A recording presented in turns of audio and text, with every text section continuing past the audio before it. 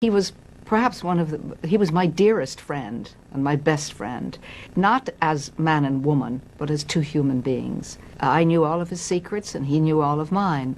Remember the image of the Queen of Technicolor? Maureen O'Hara turned out to have a love life full of sadness and regret. Years of violence and unresolved losses. Have you ever wondered what was hidden behind that halo and confident smile? Discover the 5 secret relationships that haunted Maureen O'Hara the most, and understand why she called them the dark of her life. George Brown, at 17. While working on her first film, Jamaica Inn, Maureen met George Brown, a young British production assistant. The encounter was fleeting, but so memorable that she carried the memory with her for years to come. Despite her youth, Maureen was serious about her acting career. Under the watchful eye of her Aunt Florence, she was not immune to the pressures of the film industry, where dating was sometimes a necessity for a budding young actress. George Brown, who later became a screenwriter and producer, quickly expressed his admiration. However, their first date, a horseback ride, was anything but romantic. "We just chatted about work. There was no spark," Maureen admits. "It was hard to talk while riding a horse." Still, Brown persisted. Maureen agreed to meet again because she did not want to disappoint the acquaintance who introduced them. Although on screen she showed passionate love, in reality, their conversations were full of awkwardness and distance. She believed that this short-lived love affair would fade away when she and her mother left for the United States to film The Hunchback of Notre Dame. But George Brown had other plans. On the day she was about to leave the Queen Mary, he called and begged for one last meeting, to say goodbye. Because of the urgent schedule, Maureen agreed. But when she arrived, she was surprised to find a priest and George Brown waiting ready to perform the wedding ceremony. As if in a trance, she agreed to the ceremony, partly out of surprise, partly because of time pressure, and partly because she was not experienced enough to refuse. On June 12, 1939, at the age of 19, Maureen O'Hara became the wife of George Brown in a brief ceremony of which she has little memory. They never saw each other again after that day. Maureen kept the marriage a secret, fearing that it would affect her career. Her mother and the actor Charles Laughton, who discovered and patronized her career, advised her to keep quiet to avoid scandal. Although there were plans for a formal wedding, Maureen settled in Hollywood while Brown remained in England. Their lives diverged forever. The bitter truth is that the marriage that was never consummated remained legal for more than 2 years, until it was annulled on September 15, 1941. World War II made the annulment process longer than expected. Maureen once called that hasty marriage a comedy of youth, a painful lesson in immaturity and bad decisions. From that early impulsiveness, she carried with her many regrets. The tragedy was that a marriage that lasted more than 2 years on paper, but in spirit, lasted no more than an hour. Maureen O'Hara rarely mentioned this chapter in her life. When she did, she simply said, "It was a mistake of youth." Perhaps it was the contrast between the image of a strong, capable woman on screen and the naive, weak person at that time that hurt her the most. One of the saddest chapters in Maureen O'Hara's life was her relationship with her second husband. So what led such a strong actress to fall into the vortex of a miserable marriage? Who was this second husband? Will Price. Maureen O'Hara found her most painful relationship weeks after her first marriage was annulled. A decade of agony from 1941 to 1953 in her second marriage to William Will Price left the fiery-haired actress scarred on The Hunchback of Notre Dame. Maureen met dialogue director Will Price. Price was a master accentologist, helping non-Southern performers master Southern accents and mannerisms. Price became her Hollywood social buddy once their work connection became friendship. Her first marriage began with apathy, but Price's started well. She was a strong-willed, clever young woman who I felt had her head on straight, but her self-evaluation shows her vulnerability. I didn't allow anyone to force me into job decisions. Why did I collapse with men? O'Hara said her inexperience was the explanation. I was too naive. I was a tomboy and never had a boyfriend. I couldn't discern men's interests, intents, and aspirations at 20. Thus O'Hara fell into Price's frequent marriage proposal, partially because he suggested her residual connection to her former husband indicated she wasn't serious. O'Hara and Price married in St. Mary of the Pines Convent in Chattawa, Mississippi, on December 29, 1941, after her annulment from George Brown on September 15, 1941. They married 3 weeks after Pearl Harbor, when America entered World War II, caught from the frying pan into the fire. O'Hara called herself a half-witted idiot for rushing into another marriage. O'Hara discovered Price's acute alcoholism shortly after the wedding. A decade of demonic conduct followed, according to O'Hara. Will Price's drinking affected his marriage to Maureen O'Hara and his mental health.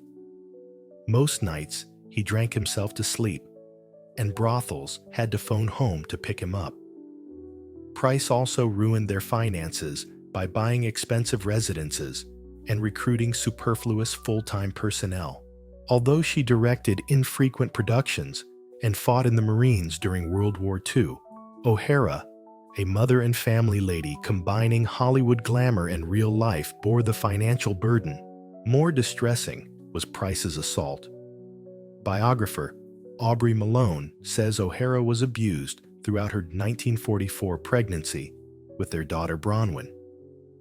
Price raged at pregnant Maureen about her antique doll collection, shouting, "I loathe them, remove them." When she refused, he broke them and struck her, threatening their baby.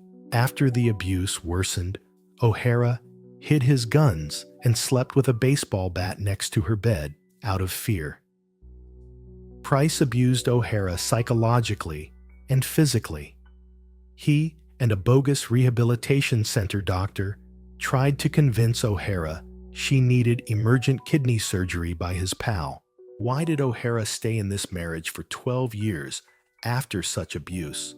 Her extended suffering was caused by several things. First, O'Hara felt humiliated over quitting her second marriage so soon after her first. Her strict Catholic upbringing made divorce taboo, compounding her discomfort. In her memoir, she said, "During this period in my life, when it comes to my relationship with men, I still don't fully understand the decisions I made." This comment shows a woman's struggle to balance her strength as an actress with her fragility. O'Hara spent her childhood in traditional Ireland, a completely different world from Hollywood. This cultural gap hindered her ability to navigate confidently through Hollywood's dirty waters in relationships. The couple had a daughter, Bronwyn, born June 30th, 1944. Like many women of her day, O'Hara undoubtedly felt pressure to perpetuate the dysfunctional family. The pair gradually split apart. Price departed their Bel Air home around their 10th wedding anniversary, separating naturally before legally. In 1952, O'Hara divorced due to irreconcilable differences. Their difficult 12-year marriage ended on August 11, 1953, in a divorce. The judge gave O'Hara custody of Bronwyn. Unfortunately, the divorce decree didn't stop the lawsuit. Price persecuted O'Hara for her relationship with Mexican politician Enrique Parra Hernandez. Price sued O'Hara for Bronwyn's custody in 1955, alleging immorality. A countersuit by O'Hara showed Price's continuous neglect of their daughter. He was held in contempt for not paying $50 in child support and $7 in alimony. O'Hara paid $300,000 of Price's obligations in addition to these legal issues. Throughout this turmoil, an interesting offer came. A stranger told O'Hara Price was gay and offered to testify in court. Price dropped his claims a year after O'Hara refused this aid. This relationship's aftermath showed much about Bronwyn and Price. Bronwyn rejected her father's surname and took her mother's Fitzsimons O'Hara was a screen name. This decision showed Price's little engagement in his daughter's life following the divorce. Price returned to Mississippi and died at 48 in 1962. After his family informed O'Hara he had a heart attack, she realized he had chosen despair. After years of suffering in her marriage to Will Price, can Maureen O'Hara find light at the end of the tunnel? The answer is yes, but unfortunately, they cannot be together for long. Enrique Parra Hernandez. Maureen O'Hara sought comfort in Mexican politician and financier Enrique Parra Hernandez after years of violence from Will Price. They dated for 14 years. In contrast to her past marriages, the feisty actress found happiness in this one, but it ended in sadness. Maureen O'Hara and Enrique Parra met during the 1951 Mexican Film Festival in Mexico City. The son of Mexican President Miguel Alemán introduced O'Hara to Parra, turning a regular industrial function into a life-changing experience. They danced the night away, bonding in ways O'Hara had never experienced in her past relationships. They had chemistry, and Parra held a film industry dinner at his home the next night, establishing their relationship. After returning to Hollywood, O'Hara called Parra regularly. He then visited her on Against All Flags with his son Kiko. The timing was difficult since O'Hara was married to Will Price, but estranged. She wrote in her autobiography, "I had such a good time that night with Enrique that I almost forgot I was still married." Parra said he was married but estranged from his wife, but O'Hara didn't believe him. She hired a private investigator to check Parra's marital status to avoid dating a man who was still emotionally linked to his wife, showing prudence she hadn't shown in past relationships. After her horrific marriage to Will Price, O'Hara's connection with Parra was restorative. She felt kindness for the first time in years. My falling in love with Enrique Parra happened over time as I came to know and care about him more intimately, O'Hara said in her book. Initially, I was simply glad to be in his life and have him care about me. Though we lived together, Will and I had different lifestyles throughout our marriage. My relationship with Enrique was inseparable. Her connection with Price and Parra was starkly different. O'Hara felt treasured by Parra. It felt lovely to be pampered by a man I liked. For the first time in years, I felt alive. O'Hara grew closer to Parra after her divorce from Price. She started spending more time in Mexico, putting her daughter Bronwyn in a Mexican school for much of the year. She learned Spanish for their relationship, showing a degree of dedication she hadn't demonstrated in past relationships. Naturally, her burgeoning friendship with Parra was noted. She was criticized by friends like Mary and John Ford. In 1955, her ex-husband Will Price sued her for immorality and custody of their daughter after harassing her about the connection. O'Hara's action prevailed, holding Price in contempt for not paying child support and alimony. This romance also garnered unfavorable media attention. In the same year as Price's lawsuit, Confidential published an explosive O'Hara-Parra tale. O'Hara boldly sued the magazine for libel, refusing to let tabloid lies pass. O'Hara was vindicated after the out-of-court settlement. Parra provided constant support throughout these problems. Their connection was more than romance. It healed O'Hara's confidence in love and relationships. Despite their profound connection and aspirations to marry, O'Hara and Parra's romance soured in 1967. The end of their 14-year romance was devastating. O'Hara claims that Parra's friends and family opposed their relationship, which ended. These people reportedly invented the unpleasant remarks O'Hara made, dividing the pair. After Negrita Parra's daughter died, emotional distance was insurmountable. The confluence of these events led to their terrible breakup. O'Hara wrote in her memoirs that Parra changed her life. Enrique saved me from an abusive marriage and brought me back to life. Leaving him was one of my worst experiences. They were one of O'Hara's closest relationships, even though they never married. It helped her overcome trauma and showed her a beautiful partnership, making its conclusion more devastating. O'Hara's 14-year marriage ended, leaving her emotionally scarred. She then married Charles F. Blair Jr. Despite its painful conclusion, her time with Parra was a bright light in her romantic history, providing true love and support after years of abuse and despair. But how was her subsequent relationship with Charles F. Blair Jr.? Did she find happiness with him? It's hard to answer right away, so keep listening. Charles F. Blair Jr. Destiny brought Maureen O'Hara her final and most fulfilling marriage after her tragic breakup with Enrique Parra. She found her real love in Charles F. Blair Jr., a brilliant pilot and military commander, but their relationship ended too soon. They fell in love decades earlier. Some accounts say O'Hara and Blair met on the London set of The Forbidden Street in 1947, but others say they met on a flight to Ireland. However, their first meeting didn't spark romance. In addition to piloting for Pan American Airways, Charlie Blair was an aviation pioneer and Air Force Brigadier General. He kept in touch with O'Hara's relatives, notably her California brothers.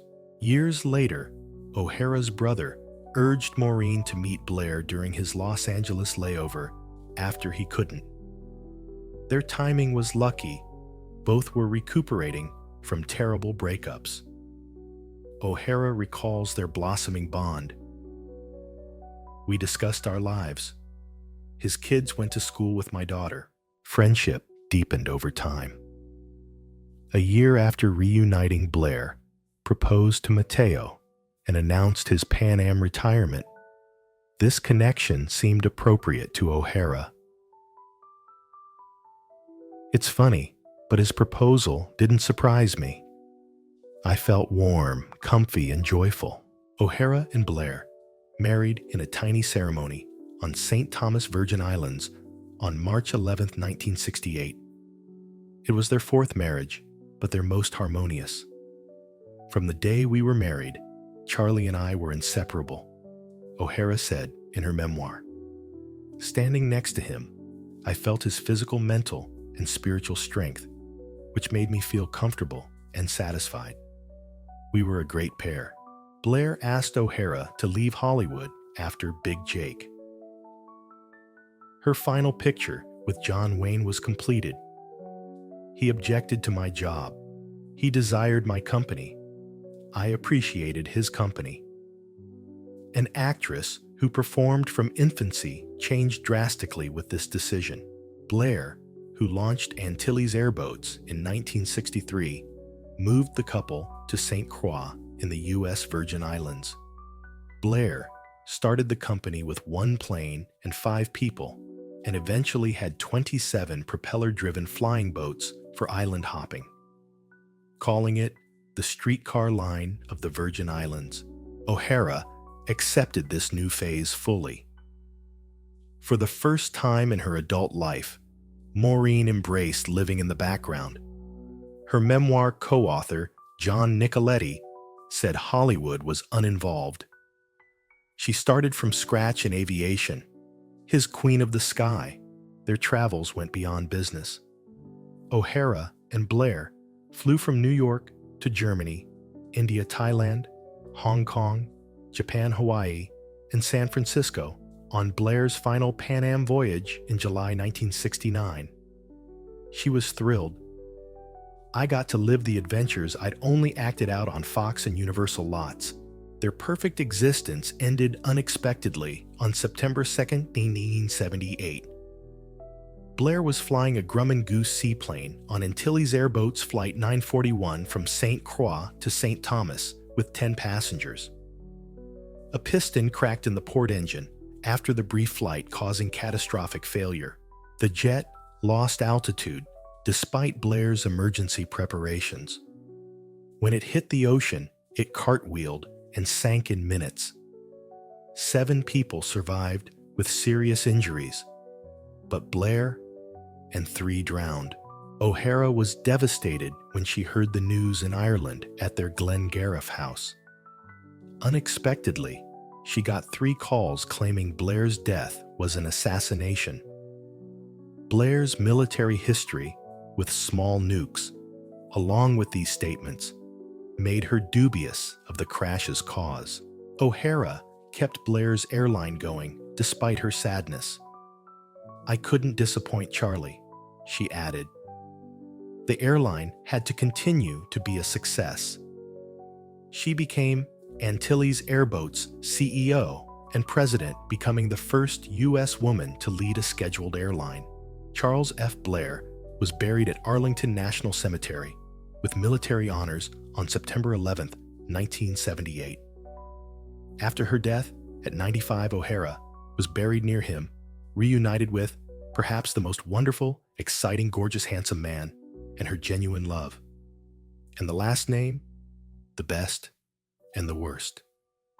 What is his name? John Ford. Beyond her marriages, Maureen O'Hara's most mysterious connection was with John Ford.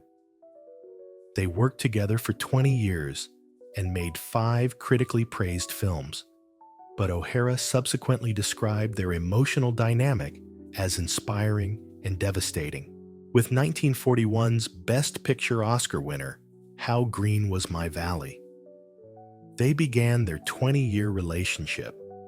Ford, 26 years, O'Hara's senior, called her Rosebud and had a long but tumultuous friendship. Ford and Mary hosted O'Hara on his boat Eriner, where he socialized. Ford remained unpredictable and cruel. O'Hara eventually addressed allegations in her 2004 autobiography. "I wondered why John Ford hated me so much. I didn't understand why he kept saying and doing bad things to me.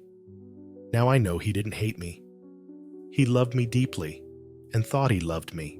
The relationship alternated between intense love and shocking brutality. Ford shockingly hit O'Hara in the jaw at a party. Another time, he smacked her for chatting to another director. During The Quiet Man, Ford's animosity showed in his handling of O'Hara. "That was real dung in The Quiet Man," she said in 2004. John Ford was the biggest devil. He dumped as much manure as he could on the field, and me by nightfall. Ford's letters to O'Hara reinforced his adoration. One of her grandsons found read, "Oh, Maureen, my dear, I adore you, love. Thank you for our short months of bliss. Miss you a much. God, I crave you. Dreaming of you." O'Hara believed Ford loved her character. Mary-Kate Dennehy from The Quiet Man. His infatuation sprang from romantic illusions of Ireland, his parents' birthplace. Ford verbally abused O'Hara, especially during the Longray Line 1955 filming. He wanted to be born in Ireland and be an Irish rebel.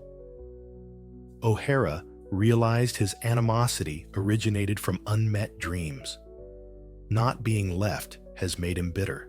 The finest filmmaker she has worked with, Ford, was the best, but also the meanest. Of the 5 men who passed through Maureen O'Hara's life, who do you think loved her the most, and what was the mistake that hurt her the most? Please share your thoughts in the comment section below. We would love to hear from you. And don't forget to like the video and subscribe to the channel for more interesting updates. Thank you, and see you in the next videos.